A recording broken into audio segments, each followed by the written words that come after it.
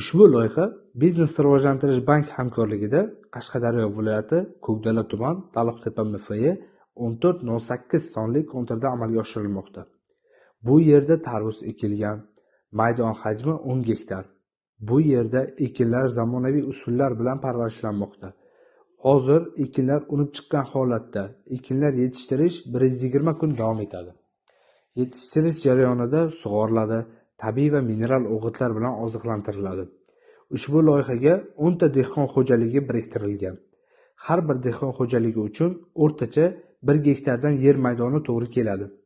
Loyihani samarali amalga oshirish uchun Baxtiyor ota Sho'rbozor faxri mas'uliyati cheklangan jamiyati biriktirilgan. Ushbu loyiha bo'yicha har bir gektardan 35 tonna hosil olinadi. Jami 350 tonna hosil olish uchun rejalashtirilgan. Kelajakda ekin maydonini kengaytirish va shu orqali dehqon xo'jaliklarining daromadini oshirish maqsad qilib qo'yilgan.